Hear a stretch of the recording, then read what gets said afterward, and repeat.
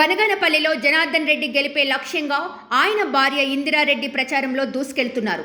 ప్రచారంలో భాగంగా సంజమల మండలం బొందలదిన్నె గ్రామంలో ఇందిరారెడ్డి ప్రజాగళం ఎన్నికల ప్రచార కార్యక్రమం నిర్వహించారు. ఈ సందర్భంగా ఇందిరారెడ్డి మాట్లాడుతూ వైసీపీ ప్రభుత్వం నిబంధనల పేరుతో సంక్షేమ పథకాలకు తూట్లు పొడిచింది. ప్రతి పథకానికి అనేక నిబంధనలతో ప్రజలను వంచింది వైసీపీ ప్రభుత్వం అని మండిపడ్డారు. ముదిగేడు గ్రామంలో వైసీపీ నాయకులు పొలాలకు గ్రావెల్ వేపిస్తామని వేపించలేదు, పైప్ లైన్స్ వేసి నీటి సమస్య తీర్చుతామని తీర్చలేదు.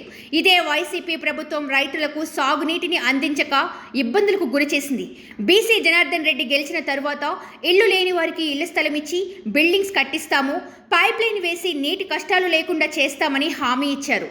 తెలుగుదేశం ప్రభుత్వం వస్తే ఎటువంటి నిబంధనలు లేకుండా మహిళా శక్తి పథకం ద్వారా ప్రతి కుటుంబంలో 18 ఏళ్లు నిండిన ప్రతి ఆడపడుచులకి ఆడబిడ్డ నెలకు 1500 రూపాయలను నేరుగా వారి బ్యాంకు ఖాతాలో తెలుగుదేశం ప్రభుత్వం నిధి కింద జమ చేస్తుందని పేర్కొన్నారు. దీంతో పాటే తల్లికి వందనం పథకం కింద ఇంట్లో ఎంతమంది పిల్లలు చదువుతుంటే వారందరికీ ఒక్కొక్కరికి ఏడాదికి 15,000, అంతేకాకుండా అన్నదాత పథకం ద్వారా రాష్ట్రంలోని ప్రతి రైతుకు ఏడాదికి 20,000 రూపాయల ఆర్థిక సాయం అందించాలని తెలుగుదేశం నిర్ణయించిందని తెలిపారు.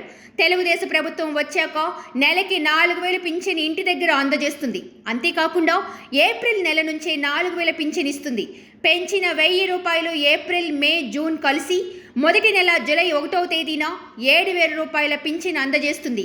దీపం పథకం కింద ప్రతి కుటుంబానికి ఏడాదికి 3 గ్యాస్ సిలిండర్లను ఉచితంగా ఇస్తారని తెలిపారు. ఉచిత బస్సు ప్రయాణం పథకం ద్వారా స్థానిక బస్సుల్లో మహిళలందరికీ టికెట్ లేని ప్రయాణ సౌకర్యం తెలుగుదేశం ప్రభుత్వం వస్తే కల్పిస్తుందని స్పష్టం చేశారు.